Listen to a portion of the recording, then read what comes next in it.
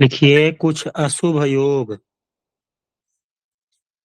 जन्म कुंडली का फलादेश केवल शुभ योगों का या राज योगों के ही आधार पर नहीं देखा जाता है।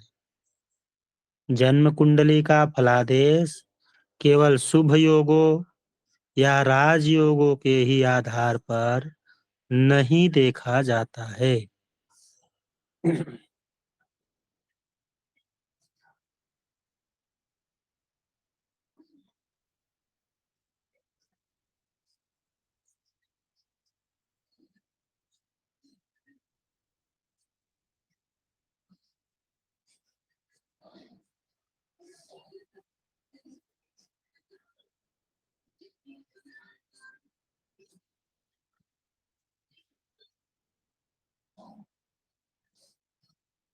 बल्कि अशुभ योगों का परीक्षण करना भी बहुत अनिवार्य होता है।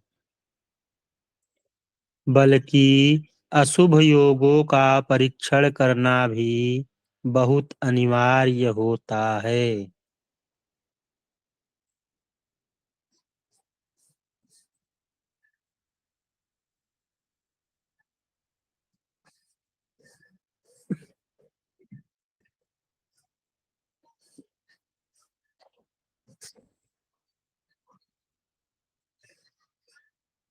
इसलिए आज कुछ महत्वपूर्ण अशुभ योगों का परिचय प्राप्त करेंगे।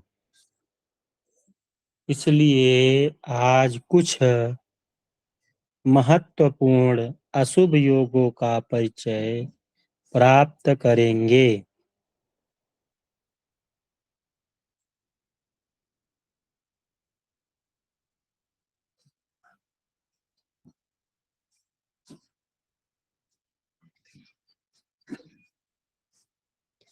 लिखिए महत्वपूर्ण अशुभ योग। महत्वपूर्ण अशुभ योग। पहला योग है युग योग। युग योग।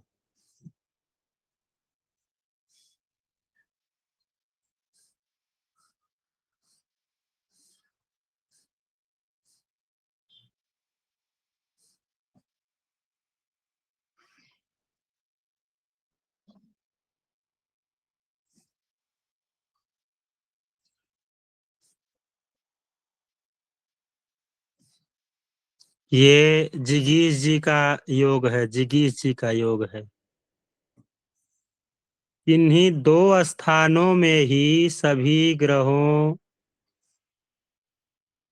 इन्हीं दो स्थानों में ही सभी ग्रह हो तो युग नामक योग बनता है।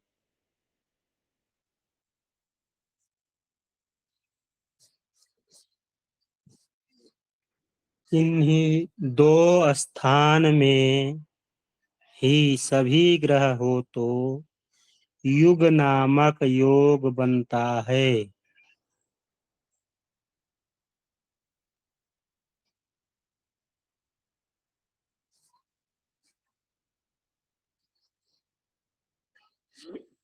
इस योग में जन्म लेने वाला जातक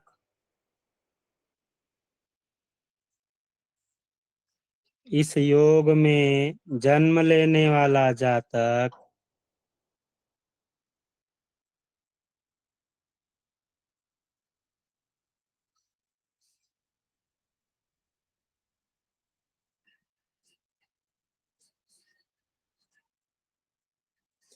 पाखंडी, निर्धन, जाति अथवा समाज से बहिष्कृत,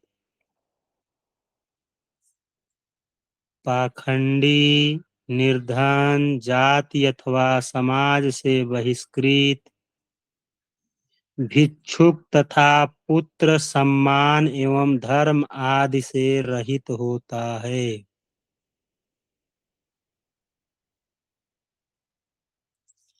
ऐसा तो नहीं लगता है हमको कि जिगीश जी हैं।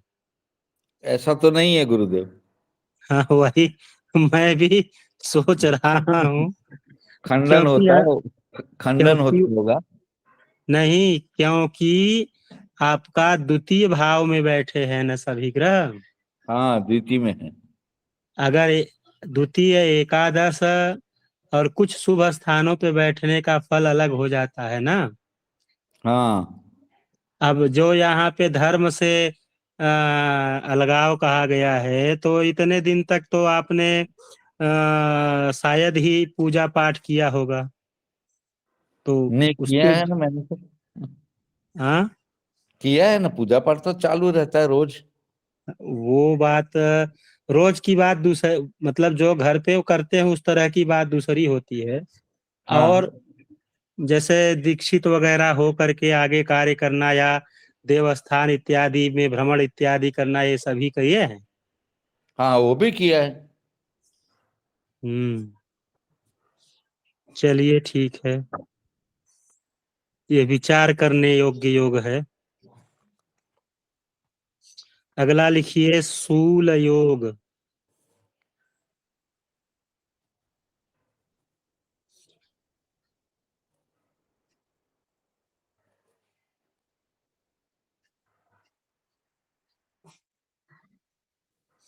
शूल योग, सभी ग्रह तीन ही राशियों में स्थित हो तो यह योग बनता है।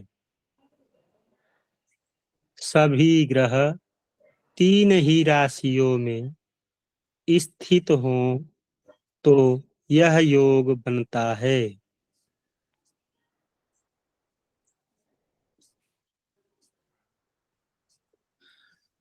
ऐसा व्यक्ति हिंसक, आलसी, दरिद्र, उग्र स्वभाव वाला। ऐसा व्यक्ति हिंसक, आलसी, दरिद्र, उग्र स्वभाव वाला तथा साहसी होता है।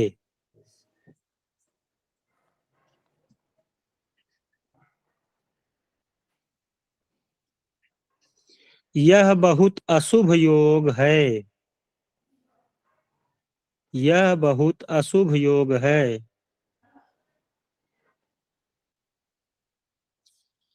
इस योग में उत्पन्न जातक के लिए जीवन में जेल जाने तक की स्थिति आ जाती है। यह बहुत अशुभ योग है। इस योग में उत्पन्न जातक के जीवन में जेल जाने तक की स्थिति आ जाती है।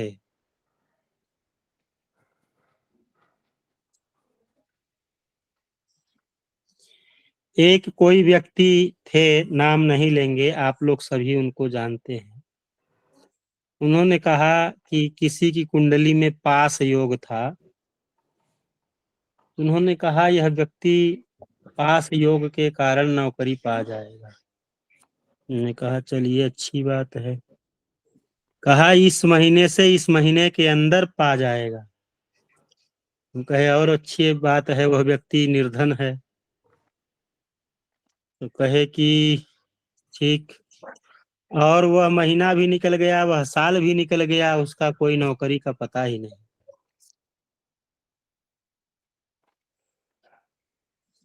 अगला लिखिए पास योग।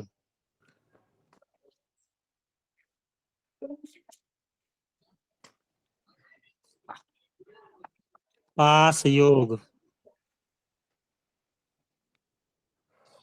पांच ही राशियों में सभी ग्रहों के स्थित होने से पास योग होता है। पांच ही भावों में सभी ग्रह की स्थिति होने से पास योग होता है।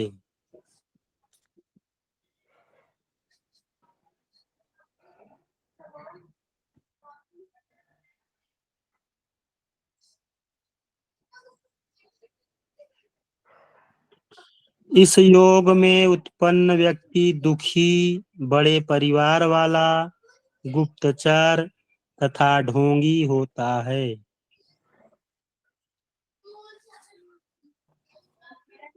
इस योग में उत्पन्न व्यक्ति दुखी, बड़े परिवार वाला, गुप्तचर तथा ढोंगी होता है।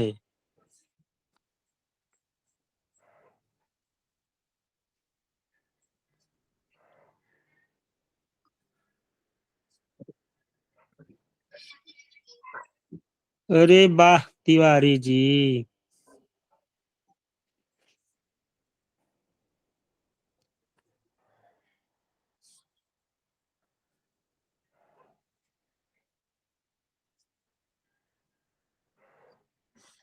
तिवारी जी आपका स्वागत है, बहुत जल्दी आ गए आप। गुरुदेव जी प्रणाम। हम थोड़ा आ गए थे गोरखपुर शहर में गुरु जी, अच्छा ठीक है, तो लिखिए। हम सोचे थोड़ा आपका आशीर्वाद ले लें। लिखिए केम द्रुम योग। जी गुरु जी। हम्म, केम द्रुम योग।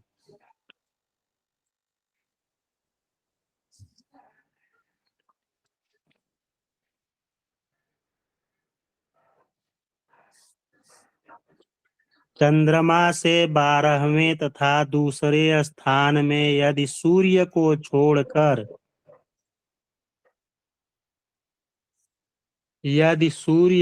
छोड़कर चंद्रमा से 12वें तथा दूसरे यदि सूर्य को छोड़कर कोई अन्य ग्रह न हो तो केम द्रुम योग होता है।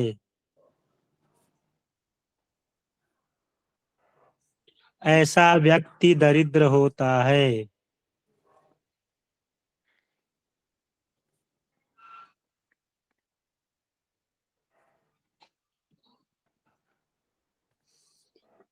ऐसा व्यक्ति दरिद्र होता है। अगला लिखिए हृदय योग।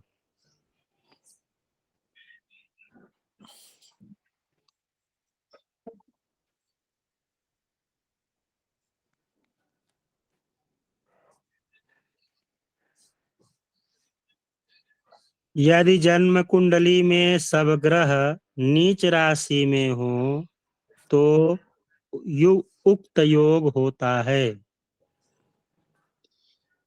यदि कुंडली में सभी ग्रह नीच राशि में हो तो उक्त योग होता है।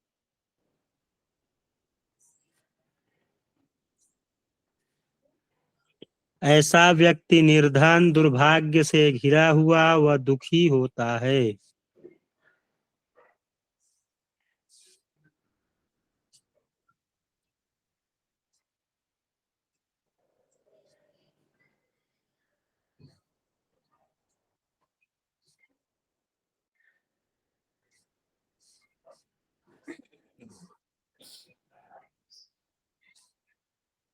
अगला लिखिए विशेष कष्ट योग। विशेष कष्ट योग।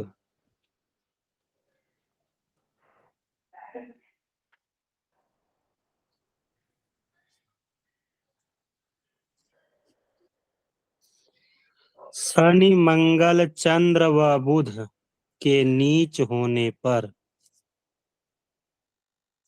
शनि, मंगल, चंद्र व बुध के नीच होने पर विशेष कष्ट योग होता है।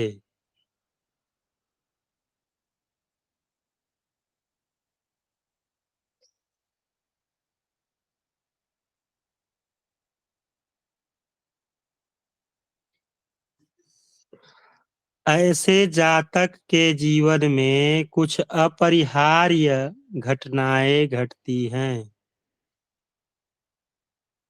ऐसे जातक के जीवन में कुछ अपरिहार्य घटनाएं घटती हैं। इनका जीवन संघर्षमय होता है।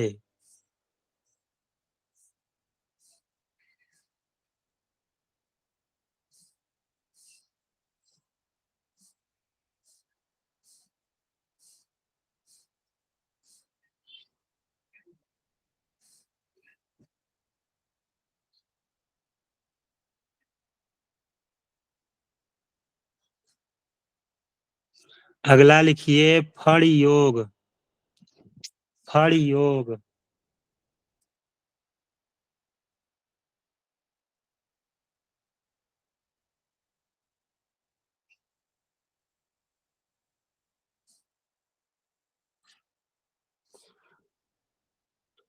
इस योग में नहीं, जन्म कुंडली में सूर्य कुंभ में, जन्म कुंडली में सूर्य कुंभ में, शनि मेष में, शुक्र कन्या में, सूर्य कुंभ में, शनि मेष में, शुक्र कन्या में तथा चंद्रमा वृश्चिक में हो तो उक्त योग होता है। तथा चंद्रमा वृश्चिक में हो तो उक्त योग होता है।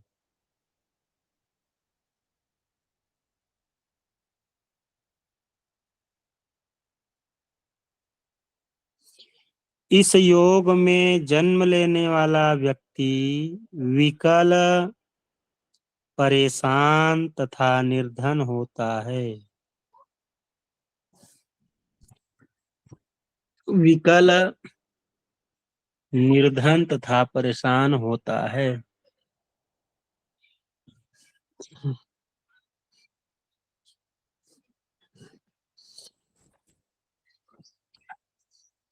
अगला लिखिए गुरु चांडाल योग।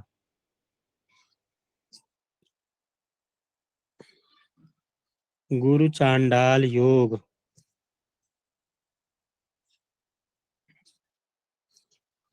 गुरु के साथ यदि राहु केतु की युति हो तो इसे गुरु चांडाल योग कहते हैं।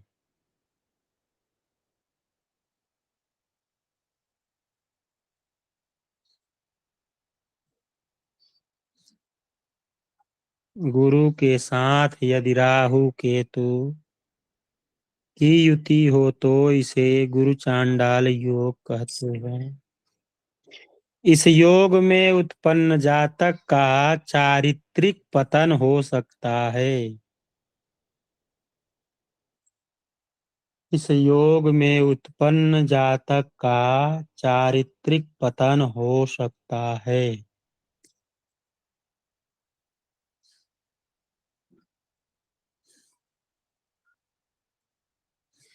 तथा वह भ्रष्ट कार्यों में संलग्न तथा वह भ्रष्ट कार्यों में संलग्न हो सकता है।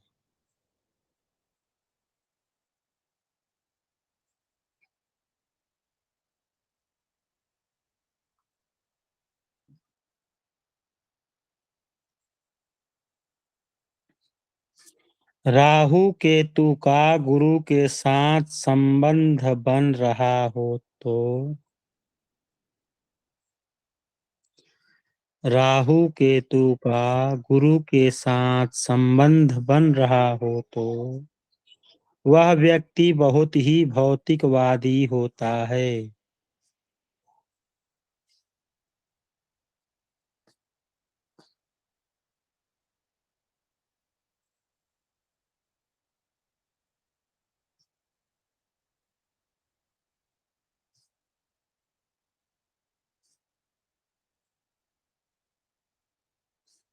बहुत अधिक भौतिकवादी होता है। वह अधिक से अधिक धन कमाकर अपनी इच्छा की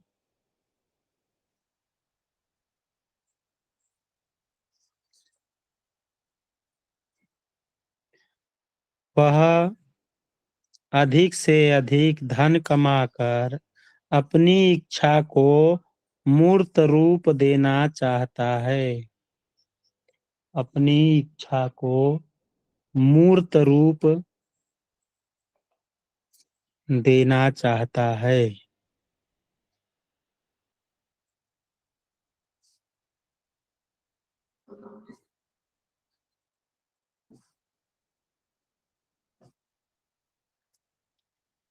यदि गुरु के साथ केतु हो तो यदि गुरु के साथ केतु हो तो तथा शुभ गुरु शुभ स्थिति में हो तो गुरु शुभ स्थिति में हो तो जातक सामाजिक तथा आध्यात्मिक होता है। जातक सामाजिक तथा आध्यात्मिक होता है।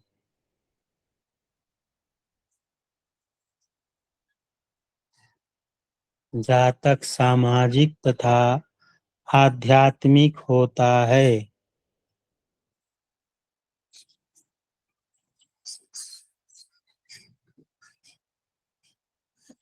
कभी कभी ऐसा जातक मानव कल्याण में ही अपना पूरा जीवन निकाल देता है।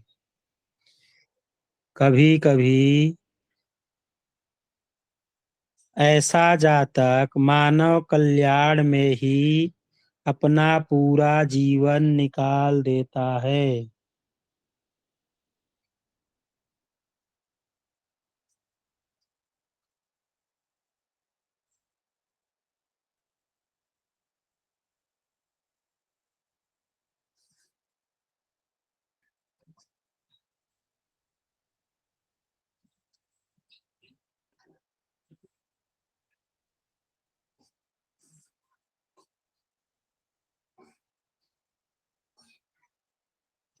गुरु की स्थिति अच्छी हो तो व्यक्ति नामी होता है।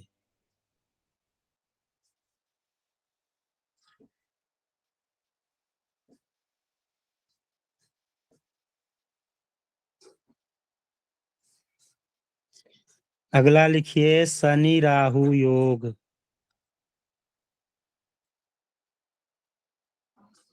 शनि राहु योग।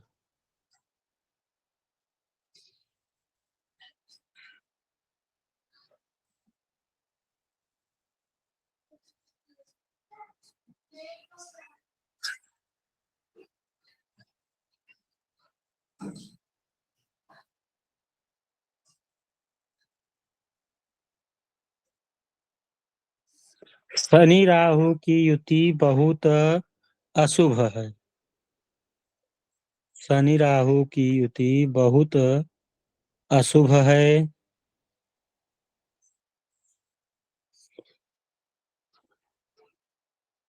जन्म कुंडली में इस योग के रहने पर व्यक्ति जन्म कुंडली में इस योग के रहने पर व्यक्ति कई प्रकार के मानसिक व शारीरिक व्याधियों से घिरा रहता है। कई प्रकार के मानसिक व शारीरिक व्याधियों से घिरा रहता है।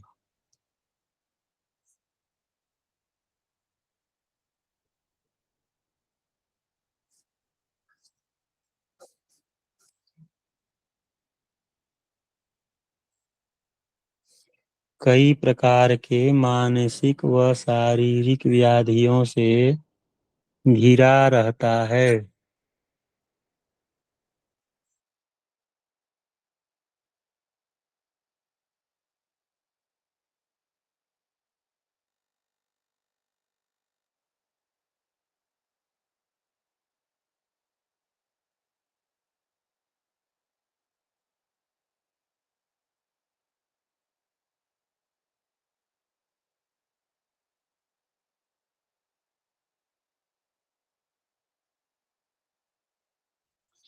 अगला लिखिए पाप कर्तरी योग।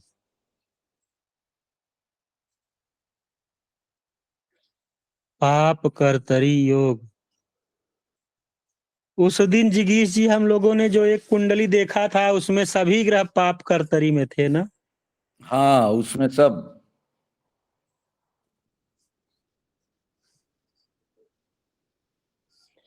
लिखिए यदि किसी ग्रह या भाव के आगे पीछे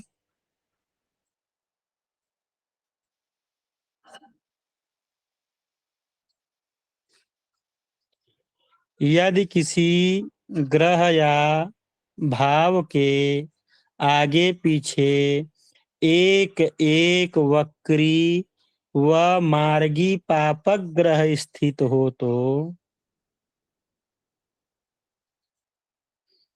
यदि किसी ग्रह या भाव के आगे पीछे एक एक वक्री व मार्गी पापक ग्रह स्थित हो तो पाप कर्तरी योग होता है।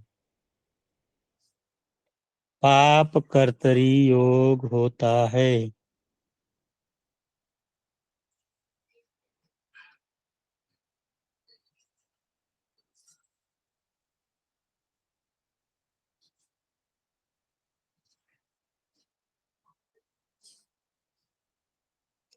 इस योग में उत्पन्न जातक संबंध भाव से या ग्रह जनित अशुभता से परेशान रहता है। इस योग में उत्पन्न जातक संबंधित भाव या ग्रह जनित अशुभता से परेशान रहता है।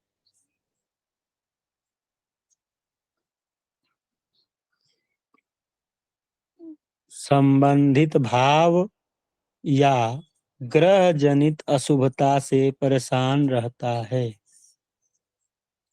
अगला लिखिए ज्वालामुखी योग।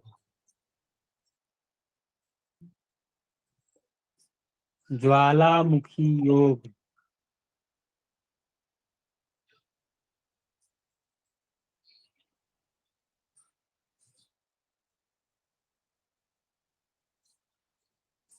इस योग में नहीं, प्रतिपदा तिथि को मूल,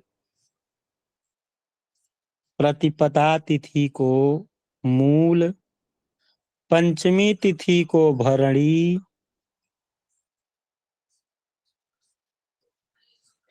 प्रतिपदा तिथि को मूल, पंचमी तिथि को भरणी, अष्टमी तिथि को कृतिका,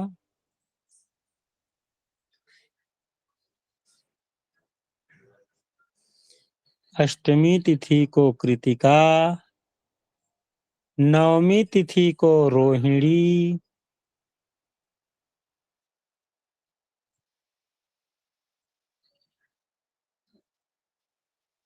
नवमी तिथि को रोहिणी, दसवीं तिथि को श्लेषा नक्षत्र होने पर ज्वालामुखी योग होता है।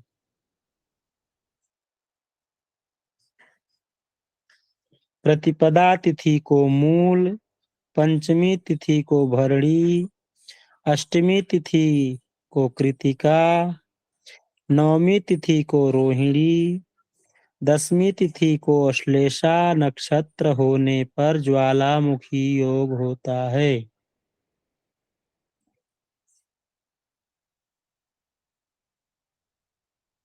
इस योग में जातक की मृत्यु निश्चित है।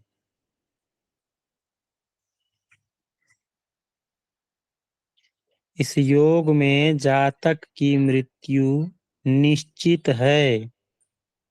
यदि सौभाग्यवश बच भी जाए तो, यदि सौभाग्यवश बच भी जाए तो जीवन संघर्ष पूर्ण होता है या संघर्षों से घिरा रहता है।